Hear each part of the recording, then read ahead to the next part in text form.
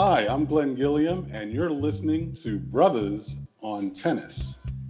Yo, yo, yo, what's up, everybody? This is your boy Isaac. And this is your boy Bryce. And we are Brothers on Tennis. And folks, we got some live tennis. I'm excited. Bryce, we had live tennis. We've got live tennis. How are you feeling about this, bro? What's up? I'm feeling good, but one of the things that I've noticed is that my whole sleep schedule has started Right. to transition so that I'm on the same time frame as the other side of the world. Right. But I'm like you. It's just good to have tennis going again. And I'm really recognizing how much free time I had on my hands before the tennis came back. I know that's right. But, brother, I don't know, though, because given the fact that they doing the Del Rey thing, it's like almost 24/7. Because it's funny how it's like once Abu Dhabi wraps up, then it's like, okay, a little break, and then here come Del Rey Beach. Yeah. And, so I don't know about you, but yeah, this weekend, a brother did not get much sleep. I'm going to just let you know right now.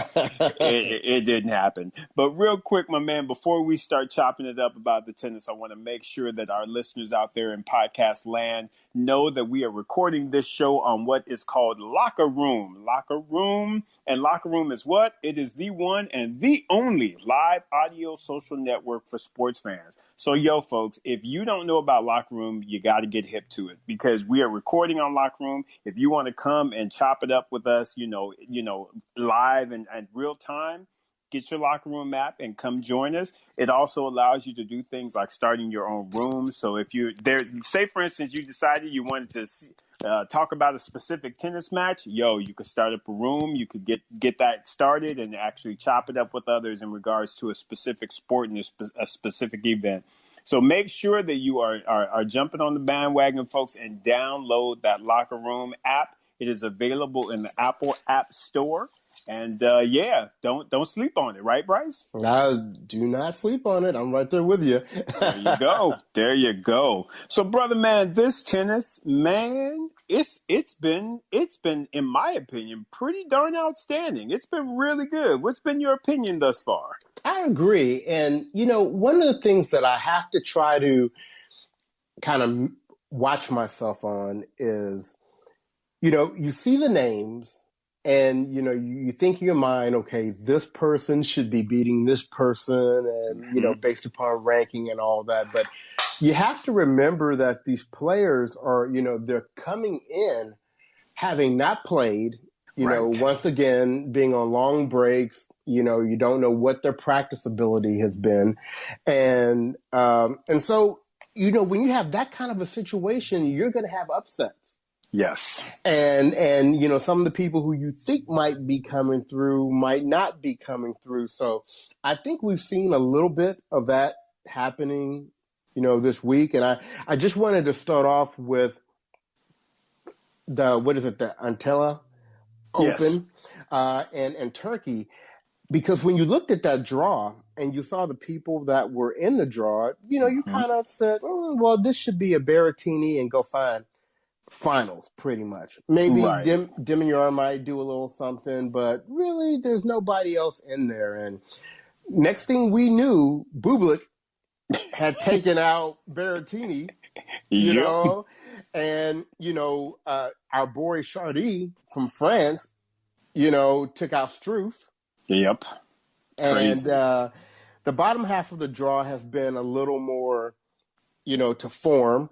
But these are the type of things we're going to see, I think, for a little bit. And I think they're trying to work these things out before the Australian Open starts. I agree. I think especially coming off of the 2020 season, and year that we had. I mean, there was so much up and down and players weren't able to build that level of consistency. There's still a lot of confusion as it relates to how we're starting off the year and what's going to happen with the Australian Open, which of course we'll chop it up and talk about as well, because there's still a lot of drama tied to what's supposed to happen with the Australian Open and the other tournaments surrounding it. But yeah, I think it just allows for a level of inconsistency, if you will, for all of the players. And it's really, I think it still kind of goes back to what you and I have talked about, which is that mental fortitude. It's like how many of the folks are really able to deal with deal with the lack of consistency and still be able to play their best tennis. And I just think even coming off of last year, we've talked about Berrettini, and I think even Paul kind of bust on him and said, just he didn't seem motivated and find something to motivate you and this, that, and the other. And I just think that, that's showing itself as far as that mental piece of it when we're seeing some of these losses, because I just think that it's based on a lot of the inconsistency that we're seeing just across the board. But yeah, it's crazy, man. So with this Entella Open, let's kind of talk about how we see this one ending up. So we're in the semifinals. Yes. And we have Bublik up top playing Chardy. Yep. And then at the bottom, we have Dimonor playing Goffin. So how do you see this working its way out? Yeah. So for me, bruh, so Jeremy, I like Jeremy Chardy.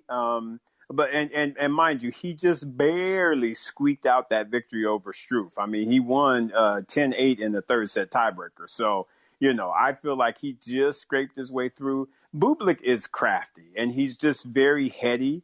And I honestly feel like him beating Berrettini is going to be something that's, pretty he'll be happy about that. And I think that that's going to allow him to then get over Chardy, because he just has, to me, a lot of firepower that I'm not sure Jeremy Chardy is going to be ready for. So right. I personally think that Bublik will make it out of that one and into the final. And in truth, I don't know. To me, Alex de Minaur, he to me is just someone, he is kind of like a better version of Leighton Hewitt, in my opinion. I just wasn't really the biggest fan of Leighton Hewitt just because of all the come-ons and all the on-court kind of stuff. But Alex de Minaur is just kind of a very quiet but yet very intense individual. And I really like that kid. And I believe he's going to get past David Goffin. And I actually believe he'll win the tournament. So, but what are you thinking? What are you seeing on those two semis in the final? You know what's very interesting? I could play, the whole devil advocate's role probably on both sides of this draw. Mm-hmm. One of the things, so first of all, I agree with you up top. I do think Bublik will probably get past Chardy, but then there's this other side of me that says a lot of times when you have a player that has a big upset, like he did taking out Berrettini, the top seed, they sometimes have a letdown in that next round. And Chardy is a veteran. And not only did he just squeak past Struff, he squeaked past Fognini too this week. That's true. Yeah. So he kind of has a nice groove going. He is not going to be rattled by a close match. And so although I'm siding with you that, I'm probably 60-40 with Bublik, I would not be surprised to see Chardy pull this out either. Gotcha. On the bottom half, I'm telling you what, that's going to be a match. De Minaur against Goffin, because if you look at their past, they have both been very dominant. I mean, I know Goffin lost that first set in his first match against Hebert, but then he still ended up giving him a bagel in the third set. Right. And he's been feeding people every round. I don't know if you were paying attention. Goffin has a new coach. Oh, no, I didn't know that. Who's his new coach? But they were talking about his Goffin being hyped going into this year with the new coach. So, where I think de Minaur has probably more firepower, we know Goffin, if he digs in, is very difficult to beat. Yeah. So I can wimp out and just go with what you said, but I'm just gonna raise the flag and say, hey, I did say Goffin and Chardy could win those matches. I will say this though. Yeah. I think whoever comes out of the bottom half between de Minaur and Goffin will win the tournament. Gotcha. Yeah, and I feel like that as well, because I do feel like when you're thinking about Bublik and or Chardy, I would say of the four, those are probably the two that are probably mentally, I would say are the third and fourth, if you will. Mm-hmm. So yeah, I agree with you. I think that whoever comes out of the top half, I still believe that whoever at the bottom half produces will win the tournament. Oh, all right. Yeah, So yeah. that is one of two men's tournaments that's going on this week.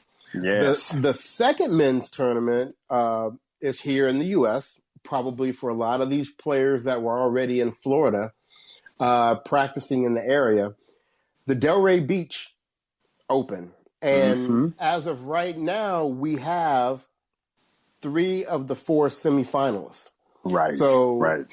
Up top, we have out of nowhere Christian Harrison, the younger brother of Ryan Harrison. Yeah, and let me ask you this question, Bryce, because to me this is just a fun question.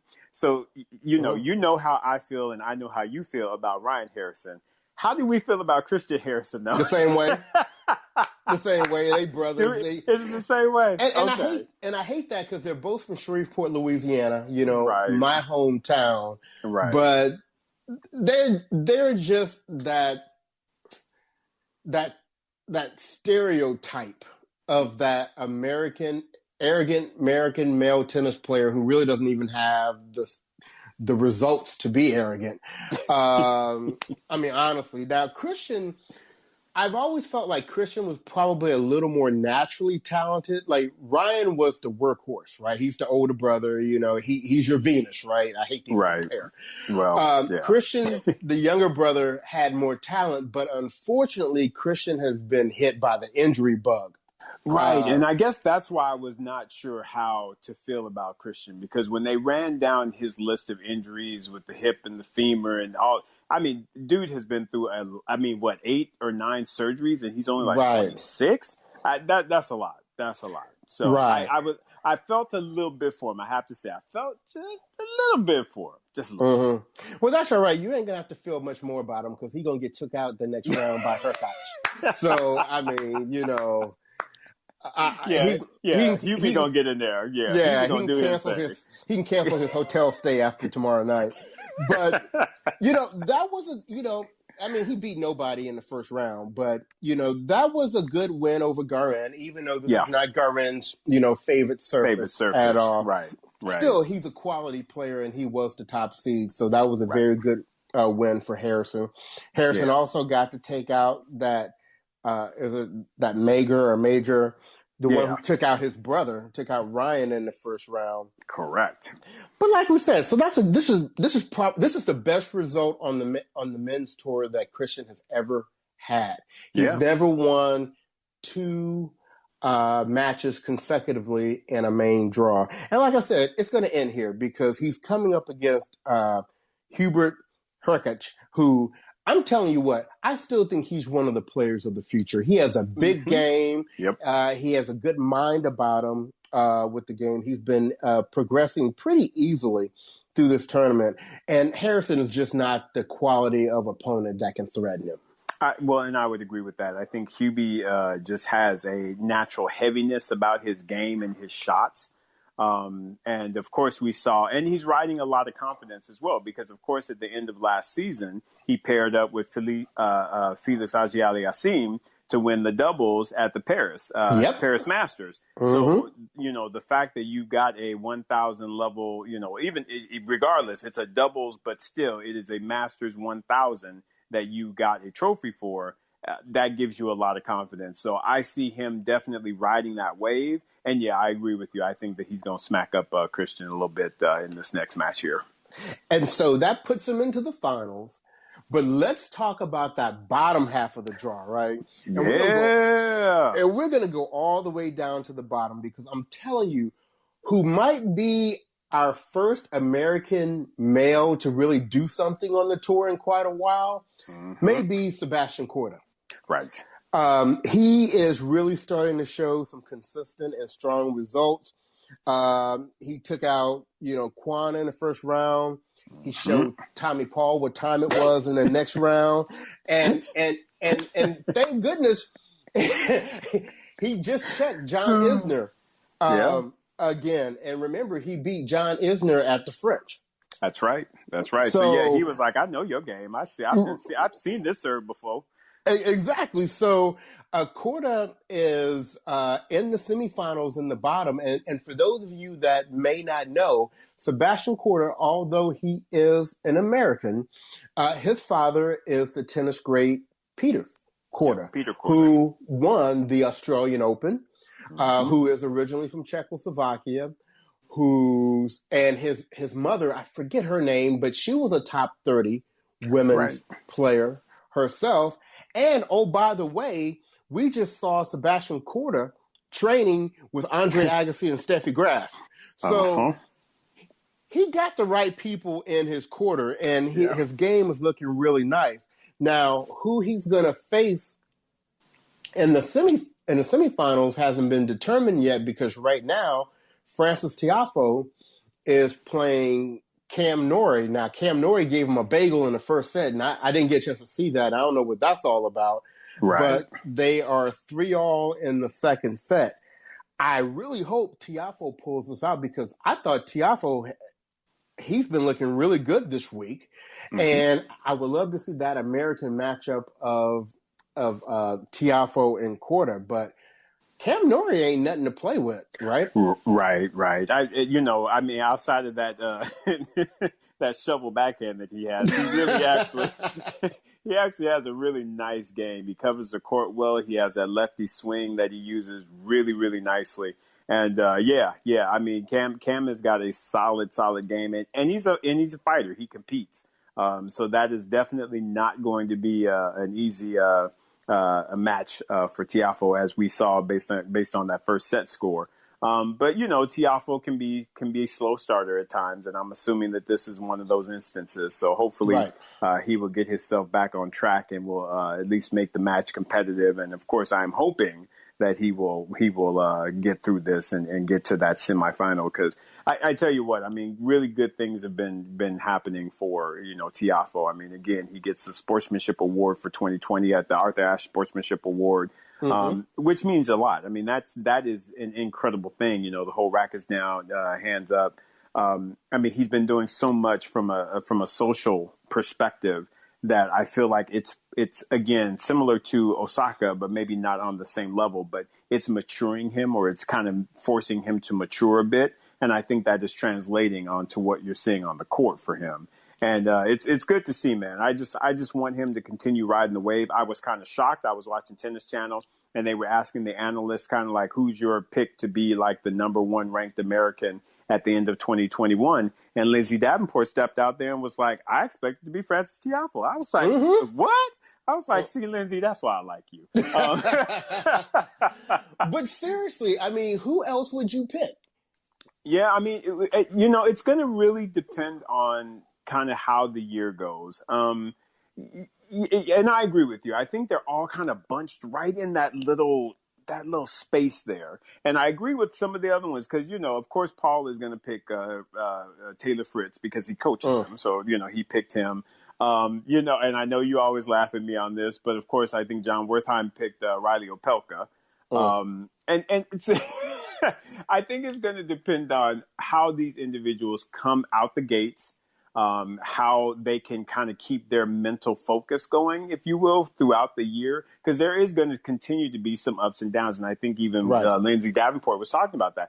These first 6 months are not going to be normal. They, even with everything, the vaccines out, blah, blah, blah, it's not going to be normal. We're seeing that with the Australian Open. So the schedule is still going to be very up and down. It's not going to be, your normal standard tennis schedule. So they're going to have to work through that. And I think that the people who are most mentally solid will be able to kind of get through that, and really their ranking will show that. So it just depends for me. I still am I'm riding with Francis, because I think I think winning that sportsmanship award is huge. And as well as, again, having someone like Wayne Ferrer in your coaching box, who is just an outright, just beast as it relates to how he competed and his workmanship, that to me should help translate some good results for Francis. But anyway, I'm talking a lot. What do you think, brother? No, I agree. And I think that was part of the reason they brought Wayne Ferreira into the camp, was to help with that mental side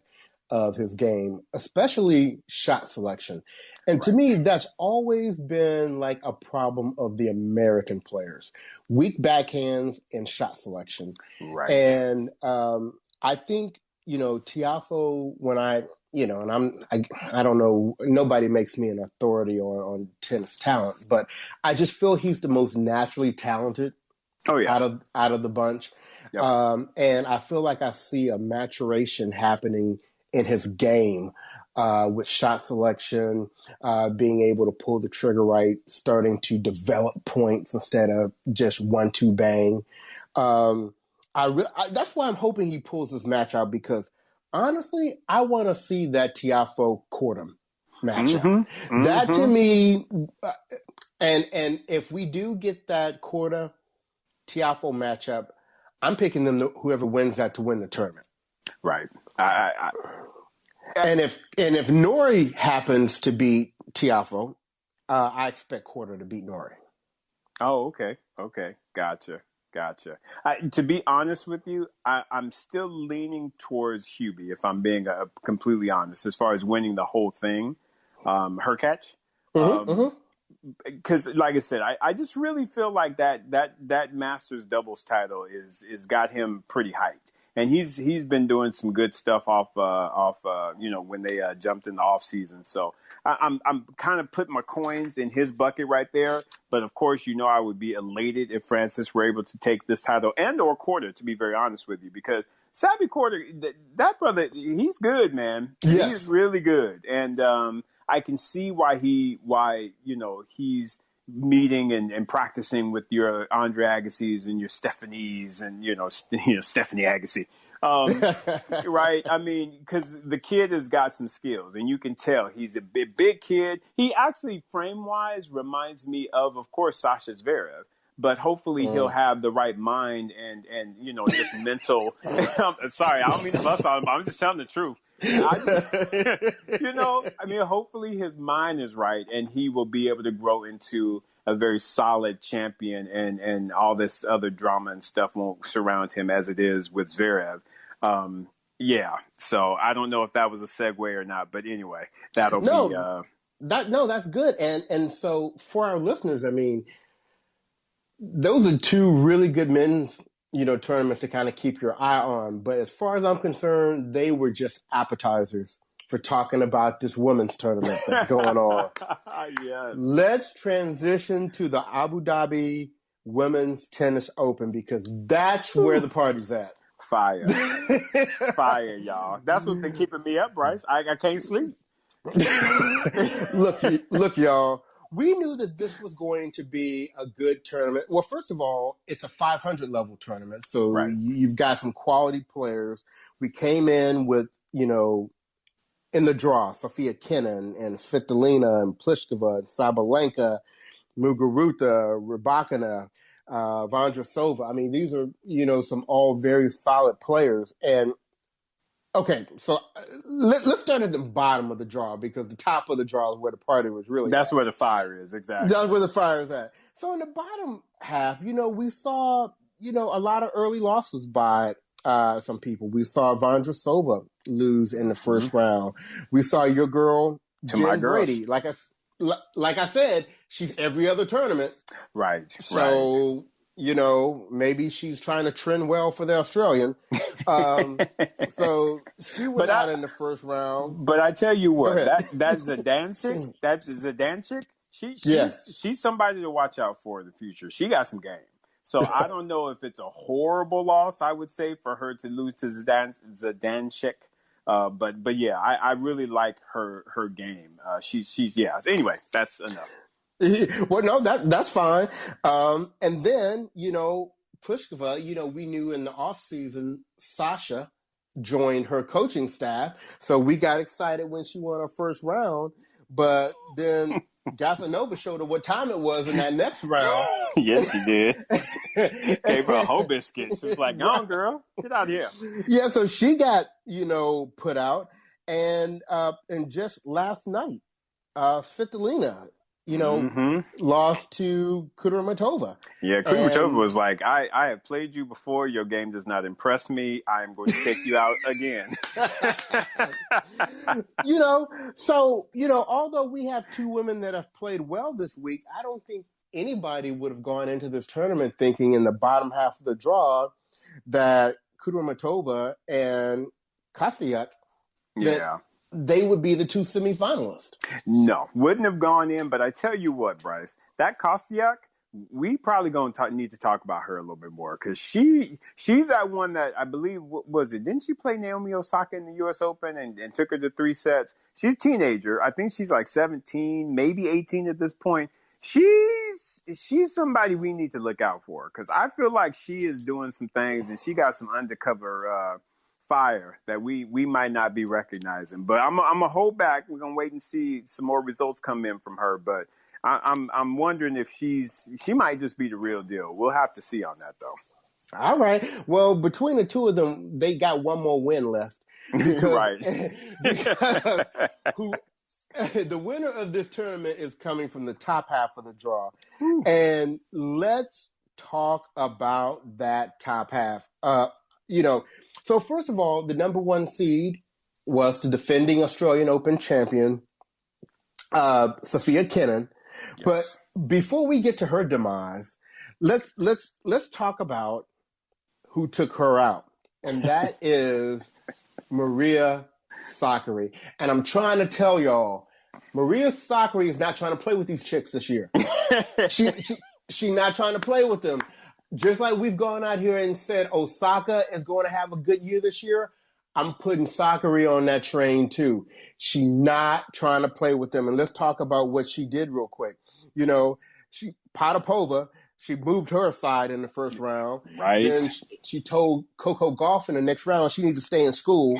And then she went and got up on Muguruza in the next round and said, nope, not on my watch. Not on me. Then after taking a whole biscuit from Kenin in the first set, she said, take your Oompa Loompa butt behind on, and I'm going to give you this breadstick and this bagel and say, go on somewhere. I'm telling you, Sakkari is in the semifinals with some very, very impressive wins this week. She's looking great. What do you think, Isaac? Well, yeah, I mean, that's it, man. I mean, she is definitely coming with, she's bringing fire. She's like, y'all, I don't know what you did on the off season, but I know what I did, and I put in work. And I am going to let y'all know just what all of that work has resulted in. And she has come out and just put folks on blast. I mean, it has been incredible just watching how she's been playing and watching how she is kind of changing up her game style.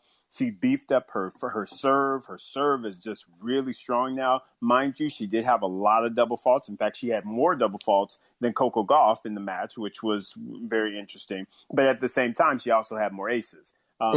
She's going for her shots, man. And she is playing just lights out tennis. And it really works on this particular surface because they are fast, hard courts that they're playing on. And, man, I mean, she looks incredible. She really, really does. And to grab a hold of Sofia Kenin and snatch her around and be like, here, take this bagel and get off my court. Listen, she's confident, y'all. She's confident and she looks good. And, And shout out to Tom Hill, her coach, someone we like to follow. I mean, he has done an amazing job with her, and so that future is real bright. Now, who she's going to meet in the semifinals is your girl, Savalanka.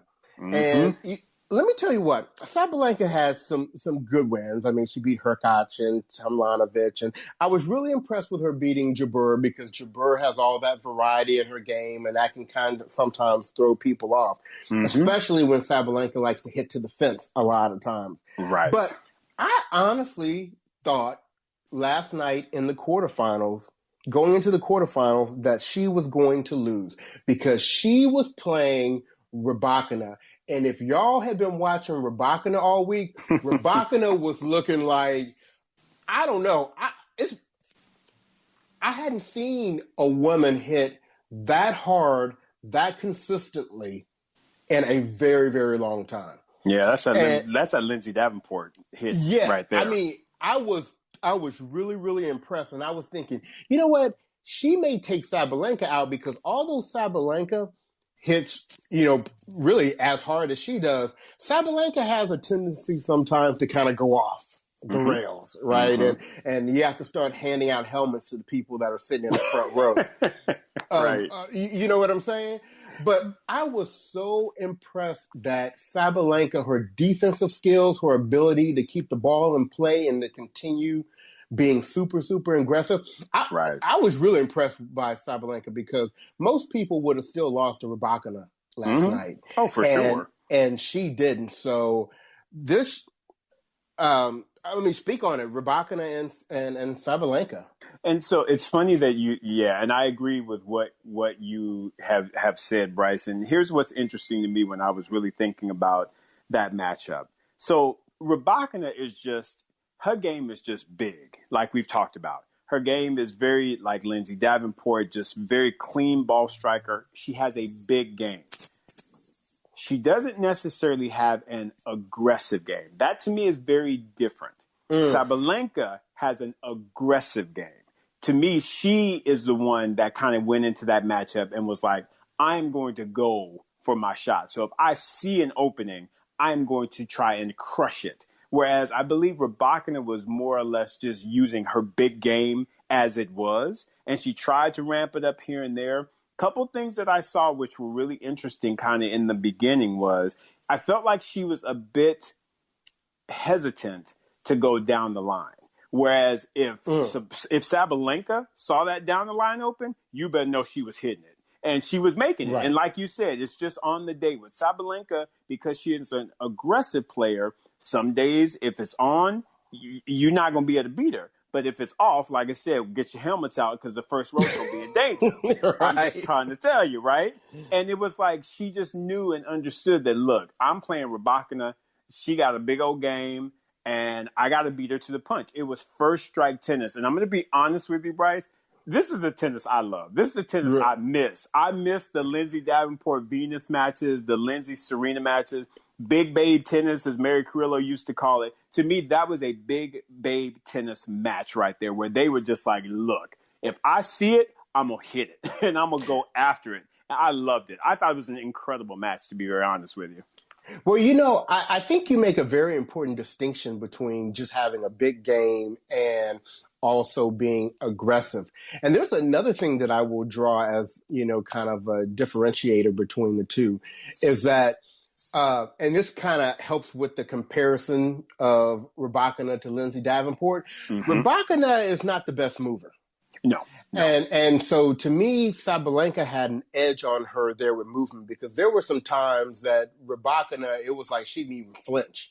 Right. It was like, you know what, I know I'm not going to even get nowhere close to that ball, so I'm going to just let that thing go ahead and go. So, but I'm telling you, once again, like we're saying about Sicari, and maybe we need to be saying about Sabalenka, watch out for Rybakina this year because if you don't remember, this whole coronavirus quarantine thing really disrupted Rybakina from a huge start she had last year. Correct. She was clowning, and it looks like she's starting to pick back up where she left off. And this just makes you excited for the tennis season. Absolutely, man. I mean, like I said, that match had me pretty jazzed. I was like, these women are hitting this ball. It was so good. I enjoyed that match a lot.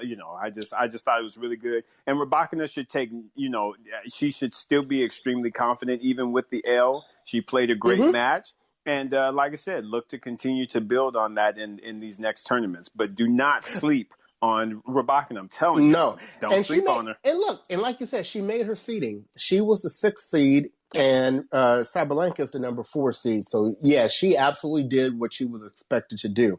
Now, what are your thoughts about that semifinal between Sicari and Savalanka? How do you see that playing out? Man, it's really hard to say because Sicari looks so good. I mean, she looked good, yo. I mean, she is battling and she's figuring things out and so it's hard to bet against her. But like I said, then you got Savalanka who is riding this wave. Because remember, she ended last season on a high. She was whipping up on folks, even whipped up on Azarenka. Azarenka wasn't 100% in that match they played, but still, she whipped up on her. And it is hard for me to call this one, bro. It really is. I would say I'm giving maybe 51%, and I'm going to say Sabalenka. I don't know why, but I just feel like I'm going to give her that one percentage advantage just because, again, it's a fast hard court, and she knows how to be aggressive. She knows how to take the racket out of your hand. And while I think Sicari can get on that level, I'm just not 100% sure if she'll be able to get over. But again, yeah. Anyway, see, this will be good because I'm leaning the other way. Okay, I'm leaning with Sicari because I think in this case Sicari is the much better mover than Sabalenka, and I think she actually has more. It's hard to say weapons, but she has more variety, I think, in her game. See, that's going to be the thing. Will Sabalenka, similar to Ons Jabeur, will she allow her to even be able to use that variety, or is she just simply going to overpower her with that aggressiveness? Well, see, that is the difference between Jabeur and Sicari. Sicari has way more power than Jabeur. Yeah, that's true. She will be able. True. Yeah, so she'll be able. So and she's a better mover. That is going to be right. So that is going to be a great semifinal. I think what we both can agree is that whoever wins that match is favored to win the tournament. Agree, 100%, 100%. It's going to be good. I can't wait to watch that match. So for all of you, so as if that wasn't enough tennis going on, we also right now have the qualifying going on for the Australian Open. That's right. We have the men playing in Doha, and we have the women playing in, are they playing in Abu Dhabi? I think so. Oh, no, Dubai. Sorry, they're playing in Dubai. Oh, are they Dubai? Okay. Yeah, the women are playing in Dubai. Look, Dubai and Abu Dhabi like 30 minutes apart, so they're right there. But, they've made it through the first round of qualifying for both the men and the women. And Isaac, what I did is I just went through and I just made some very brief notes about a couple of the results. Starting on the men's side, I just wanted to call out, I saw that Brandon Nakashima lost in the first round, just continuing to reinforce that, he can't really play outside of the abbreviated World Team Tennis scoring. Because, he looked like mini Djokovic in that, right? Exactly. It's like, where's that guy? And now he can't beat nobody. He acting like Tommy Paul. So the other thing I noticed was Misha Zverev lost in the first round, which disappoints me because he's the one Zverev brother that has sense, and I wanted to see him do well. I'm beginning to wonder about that, but anyway. I'm sorry. Hey, like you said with them Harrisons, I don't know. Them Zverevs might be the same way. Anyway, I'm just saying. Oh, you're wrong for that. I also noticed that who lost in the first round was Tommy Robredo, and I was like, right. Who woke him up? I didn't even know Tommy. Right? I thought he was over there cleaning off clay courts in Spain somewhere. But who knew, man? Who knew? Well, maybe he should be. I also noticed that Christopher Eubanks, American, lost in the first round. And I'm just still perplexed why he has all of the weapons that he has, and he's not pulling it together. I'm drawing a blank on that one as well, bro. Because, we followed Chris and we've seen some of his matches. And, he's got the height. He's got really an aggressive game. And maybe that's what it is. Maybe it's a matter of dialing it back a little bit. I don't know. Is he coached by Donald Young Sr. too? I'm just trying to figure it out. I'm just trying to understand, bro. That's all it is. Right. One of my mom's favorites, Ernest Gilbus, I noticed he lost, continuing to prove that money can't buy you wins. And Ernest Gilbis. right. I remember Ernest. That forehand. Oh my goodness. Anyway. Right. But we did have some people we like to win in the first round. Good old Dustin Brown. He's always gonna keep entertaining us and keeping it popping there. That's right. We also had what's his name? The guy. What is it? Elias Emer, one of the Emer brothers. Oh yeah, the Emer brothers. Yeah, mm-hmm. Yeah. He won, so that was good. And then Michael Moe. Yeah. Won. Michael Moe got him a little W. That's good to see for sure. So we're hoping that continues. Moving over to the women, we had some interesting results there. We had Whitney Asagui win yesterday, so go America, and also Haley Baptiste. That's right. Won. So another American woman. Oh, and Sasha Vickery. So there. Don't forget about Sasha. So there's 3 African American women that all won their first round in qualifying. So that was good. Shout out to honorary sister Bouchard for getting her a win. We want to see her come through, and then also to our Cincinnati native Katie McNally. She got a win last night. And then finally, a shout out to our moms on tour, Parankova. Yes. I like Parankova. Yes. Yesterday. So that was, we've got some good results coming. So, good luck to those who are still in the qualifying. That's right. Hoping that you make it to the main draw. So, Isaac, do we want to kind of see if we've got anybody out there that wants to come up? I know now, Myles. I know you want. Myles, I'm gonna ask you to come on up and talk to us for a bit. Absolutely.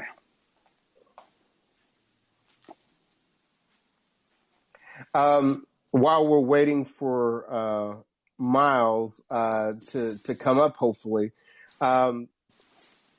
This is as a reminder to everyone with the tennis schedule. This is going to be kind of funky here the next several weeks because these tournaments are going to be ending here in the next, couple of days. And then the players are going to go into their quarantining in Melbourne for the Australian Open. So there's not going to be any tennis really going on for a couple of weeks.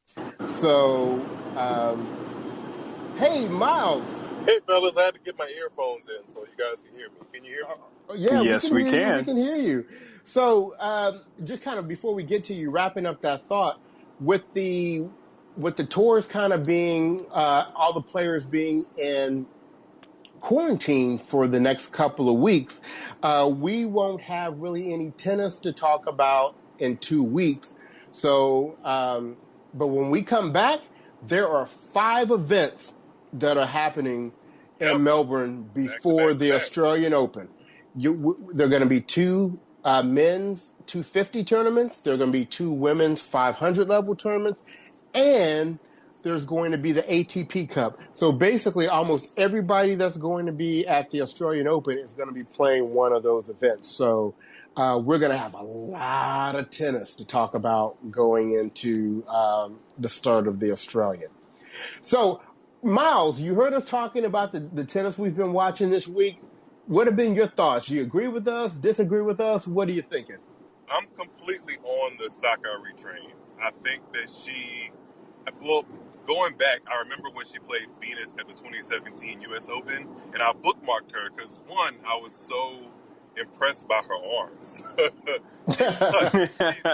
She's cut, and she's a great mover, and she doesn't do anything bad on the court. So it's kind of nice to see her building, and then those matches she played in Serena when the tour came back in New York were really indicative of kind of the work she had put in and the level she wanted to jump. So she is an outside name for me to kind of do what Swiatek did at the French Open. Not that no one knew who Sicari is, but people aren't really ready to put her name on an Australian Open trophy. But if she plays well and keeps going, she could definitely be in the mix to be a semifinalist or a finalist. And the same with Rybakina and Savalanka.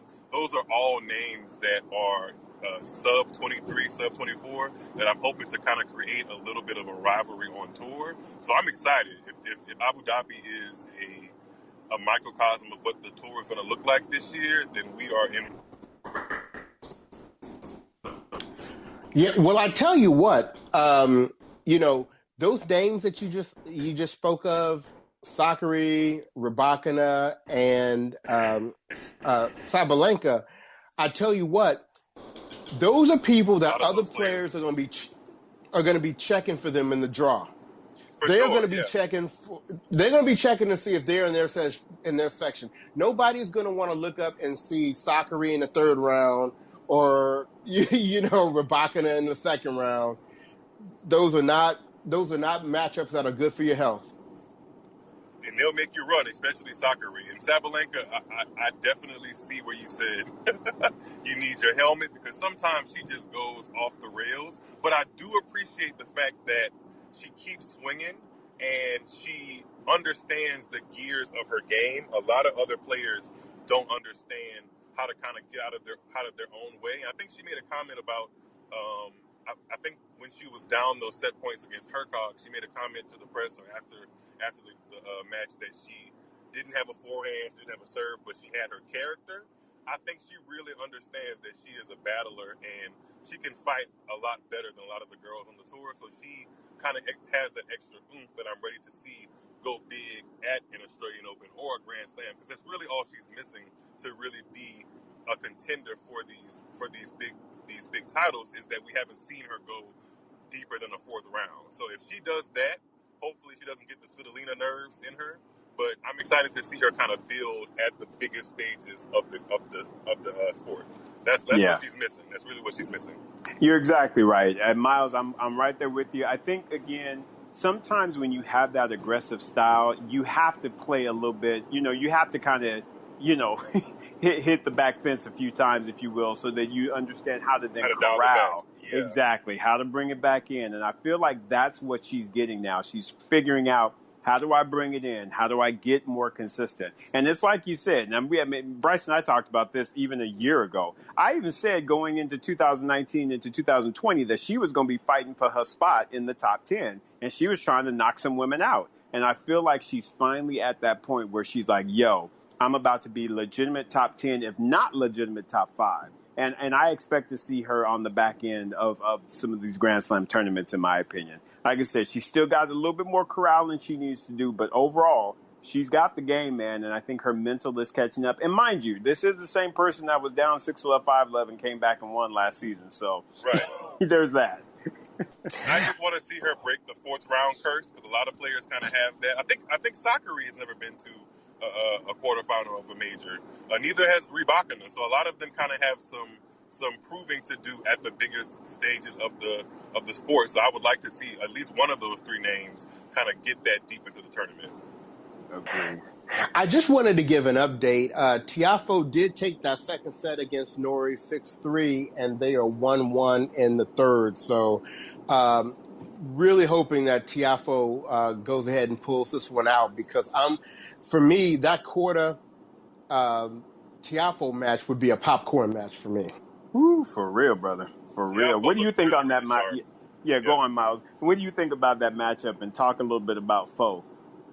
The only match I've seen Foe play in Delray Beach was the match against why am I blanking on my brother's name? Donald Young. Yeah.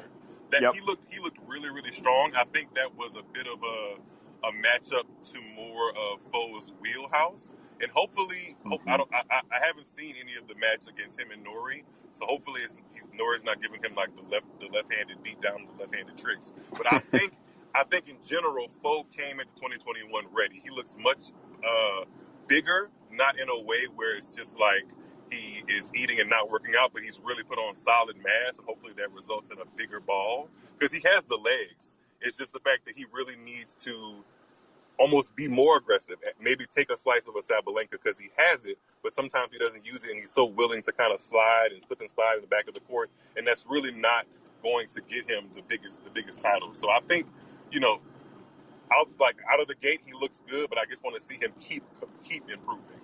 Right, exactly. I mean, he's he's got the game, he's got the athleticism. I feel like it's just that mental piece again, shot For selection, sure. making sure that you're making the right decisions at the right times, and that's where Wayne Ferreira to me comes into play. I feel like I said, he needs to kind of help him with those tactics, and if he can get some of those things down, I think that he will have a very good chance of finishing the year as a top American. I really needs do. A little bit of a mean streak. Hopefully Wayne can bring that into him because he almost likes all the players against him on the other side of the court a little bit too much. It's nice to have camaraderie with the other players in your sport, but we need you to win. So you need to kind of you got to hate him a little bit. Just a slice, at least until that match is over with. And he kind of just has that jovial, I'm here to have fun, which is awesome. Like, that's a great character trait to have, but we need a little bit of more discipline, a little bit more fire to get you some major wins, I think that's what he's missing a little bit. Agree. So, Myles, before we let you go, listeners, Myles is one of our favorite guests to have up on the show. But I think it's important that you know that Myles has his own podcast as well. Myles, you want to take a few minutes and talk about your show? Especially, you can name those Southern University episodes if you want to. So, yes, I am a podcast host. The name of the podcast is Missing the Point with Myles David, which is me. So a lot of my content is basically bridging the gap between pop culture and tennis. I find that the current trend of tennis is getting older and people are less interested in what goes around tennis. And I feel like when it comes to pop culture, people have no idea what goes on in tennis. So I'm trying to bridge those gaps and make it entertaining for both sets of people who are interested in what's going on in pop culture and what's the latest happening on Instagram and what's the latest happening on the WTA and ATP side. So it's a little bit of everything and a couple of rants in between about who is completely missing the point, whether they're in tennis or in the outside world. So it's entertaining. I like to bring up the hot topics and get people laughing and, just cause conversation. And obviously with the Southern University episodes, I'm bringing people that are in my own life to have conversations about what they're going through. So it's a very conversational-ish kind of thing. So that's what I have going on. So, listeners, if you're looking for another entertaining podcast to listen to, check out our boy Myles David. I really do enjoy his podcast. And Myles, I assume you're out there on all the platforms. Yeah, you can download it wherever you listen to podcasts, Apple Podcasts, Spotify, iHeartRadio, Google Podcasts, you name it, we're on it. And it's just growing. It's something that, like I've said before, you guys have definitely been a point of inspiration for me to believe that I can actually do it and have my own, audience and have it actually be a give and take and actually build something here. So that's what I'm trying to do. Thank you, brother. That's a beautiful thing. Yeah. That's right. It's a beautiful thing. So, well, what we're going to do now is we're going to go ahead and wrap up the show. And, Isaac, any final words you want to say about this great tennis that's going on right now? Yeah, man. I think that we have had a wonderful start to the season. There is a lot going on as it relates to trying to, get this Australian Open going. And, they were talking about it. And, Craig Tiley, who is in Tennis Australia. And I mean, they're working hard. There's a lot of things that they have to get by. A lot of different entities that they're working with. And so, just keep your fingers crossed that they are able to, handle all of the things that are popping up. Because, again, this pandemic ain't no joke. And I think Australia as a whole has been doing very well as it relates to the pandemic. So, and they're not trying to put that at risk. So Right. They're like, look, y'all can be crazy if y'all want, but we over here, we going to keep it on lock. And they're doing a great job. And so, just fingers crossed that we're able to, have this event. And I mean, we are going to have, at least I feel pretty confident that we'll have the event. But yeah, just special thoughts for those that are in the works and trying to make it happen, because I can only imagine all of the chaos that is happening on a daily basis trying to make it go. So just wanted to throw that out there. But outside of that, bro, I'm just ecstatic. I have to say, Bryce, this past Saturday and Sunday has probably been the best weekend I've had in so long that I can remember, because not only did I get live tennis, but I also got 3 NFL playoff games right. on Saturday and Sunday. You better know I did not walk out this house, son. I'm trying to tell you, I was getting my football and my tennis on, and it was a glorious, glorious weekend. So, I know, that's right. How about you, brother? How you feeling?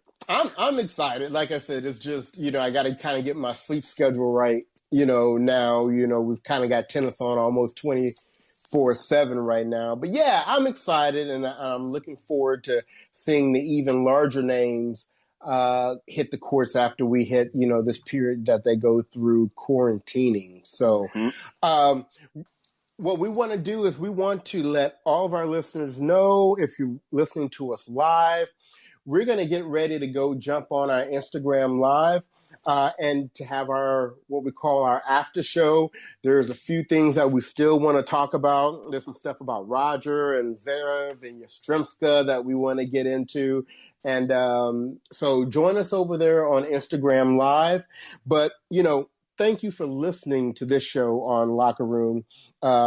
If you liked our live show, please be sure to think about, creating your own room and engaging with other fans on the app. I know just the other day, Myles started a room to talk about the Tiafoe Donald Young match. And so I jumped in there and we talked for quite a while and some people joined in. So take advantage of the functionality that this unique app has. And as always, feel free to download, if you're listening to this on the podcast, to download the Locker Room app at the Apple App Store and be a part of our podcast like you heard us bring Myles up tonight. We're here every Monday night at 6 o'clock p.m. Pacific Time, 9 o'clock p.m. Eastern, and we will be back next week. So with that being said, this has been your boy Bryce. And this is your boy Isaac. And we are Brothers on Tennis. Everyone have a wonderful week.